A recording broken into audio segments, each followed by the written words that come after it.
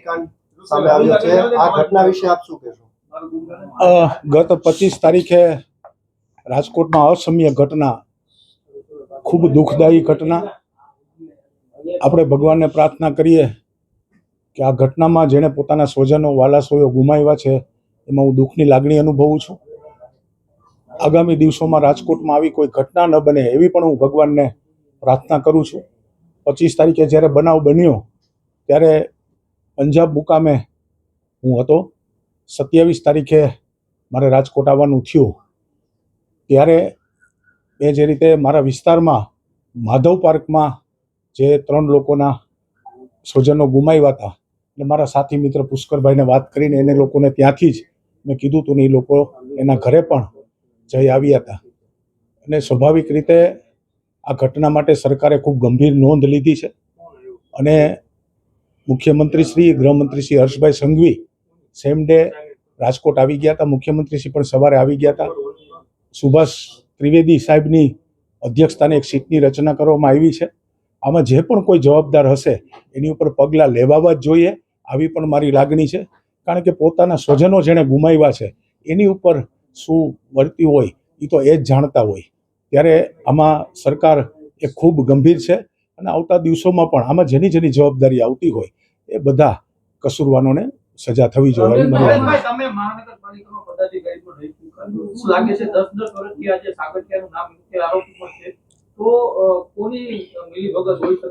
સ્વાભાવિક રીતે હું એ જ વાત કરું છું કે સીટની પણ રચના થઈ છે, લોકલ પણ રચના થઈ છે.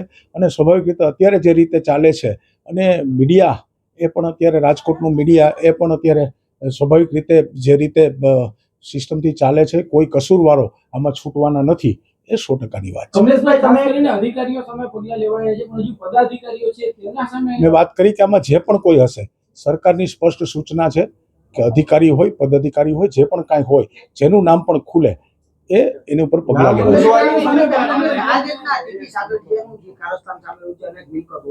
આપ ત્યાં રહી ચૂક્યા છો આરએમસીમાં, 10 વર્ષથી એમનું રાજ હતું. આને કઈ રીતે જોઈ રહ્યા છો? આવા એક ભ્રષ્ટ અધિકારીને કઈ રીતે જોઈ રહ્યા છો? સ્વાભાવિક રીતે જ્યારે ખુલ્યું છે ત્યારે સ્વાભાવિક રીતે, અને કોઈ પણ કુદરત છે ક્યારેય પણ છૂટતી નથી. તમે આજે કરેલું કામ કદાચ તમને એવું લાગતું હોય કે કોઈને ખબર નથી, પરંતુ ઉપરવાળાને આ બધી હોય છે અને ઉપર એનો હિસાબ થતો હોય છે.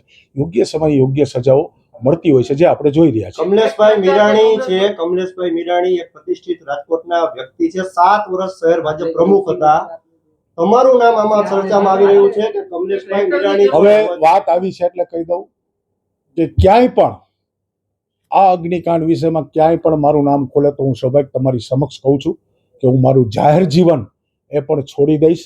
ક્યારેય પણ જ્યારે 2-3 મીડિયામાં મેં સાંભળ્યું જે જગ્યા મવડી વાવડી વાળી જે વાત છે એમાં ક્યાંય પણ મારું લોકેશન હોય, ક્યાંય પણ કશું હોય તો હું મારું જાહેર જીવન છોડી દેવા તૈયાર છું. કમલેશભાઈ, પ્રદીપભાઈ ડો અને ભગીરથસિંહ તેમજ સાગઠિયાની સાઠગાંઠ છે, આ પ્રકારના પત્રો કમલમ સુધી મોકલવામાં આવ્યા છે. કમલમ સુધી પત્ર આપ વાત કરો છો, મીડિયાથી મેં જાણ્યું, આવા કોઈ પત્રનો મને ખ્યાલ નથી કે આવી રીતે કોબા કમલમમાં પત્ર મળ્યો છે, કોના નામનો પત્ર છે, શું એવિડન્સ છે.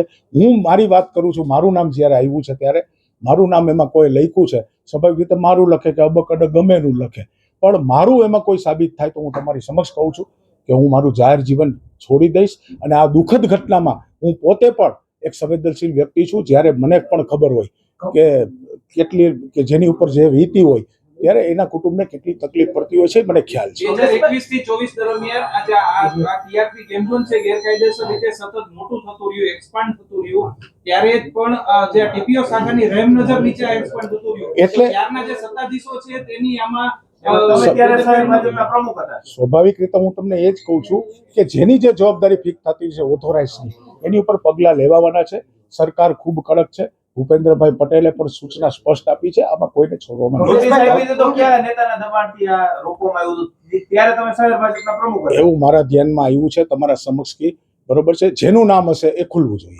કમલેશભાઈ, તમે પ્રમુખ હતા તો તમને ત્યારે ખબર નહોતી કે ત્યાં આવું મોટો મામલો ચાલે છે? 21 થી 24 ના સત્તાધીશો તમારી જાણ માટે કહી દઉં, ટીઆરપી ગેમ ઝોન ના ગેમ ઝોનના જે માલિકો છે એને કોઈ વ્યક્તિગત મારી સાથે કોઈ પરિચય નથી. મેં કોઈ દિવસ કોઈ સાથે એવી વાત પણ નથી કરી. મારા નંબર પણ એની પાસે ન હોય, એના નંબર પણ મારી પાસે ન હોય. એટલે કોઈ દિવસ કાંઈ કોઈ છુપાવવાની અરે ન, હું સ્વાભાવિક છે કે જે ત્રુટિ રહી છે એ ન જ બનવી જોઈએ, અને એમાં જે ત્રુટિ રાખનાર લોકોના નામ ખુલે એની ઉપર સજા થવી જોઈએ. સાગઠિયાએ કરોડો રૂપિયા બનાવ્યા એના જ્યારથી ટીપીઓ શાખામાં છે એ સત્તાધીશોને જાણ ન હોય તે વાત કોઈના ગળે ઉતરતી નથી. હવે વાત સાચી છે, હું તમને એ જ કહું છું કે કદાચ આજે કોઈ કામ કર્યું હોય તો તમને એવું લાગતું હોય કોઈ જોતું નથી, પણ કુદરત જોવે છે, અને જ્યારે એનો સમય આવે ત્યારે સૌને એ પછી ગમે તે હોય એની ઉપર એને સજા થવી જોઈએ. કમિટીની બેઠક હોય કે જનરલ બોર્ડ હોય, તે પહેલા રાજકોટ શહેર ભાજપના પ્રમુખ તરીકે તમારી એક જવાબદારી હતી કે તમે સંકલન કરતા રહો.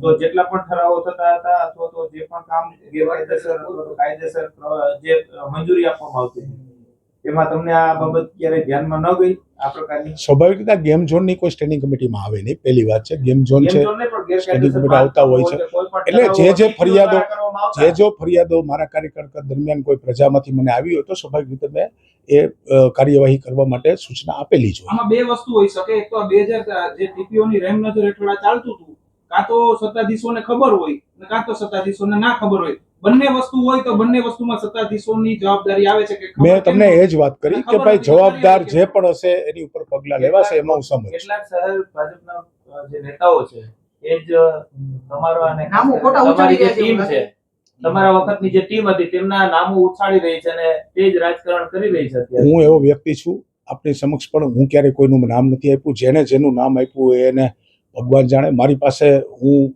સ્વાભાવિક રીતે ભગવાન ઉપર આભારી છું. મેં કશું કર્યું નથી તો મારું નામ આવે તો મને પણ સજા થવી જોઈએ. જે લોકોએ કદાચ રાજકીય ઓને લીધે કદાચ આપની સમક્ષ જે પણ વાત પહોંચાડી હોય એમાં આપ જાઓ.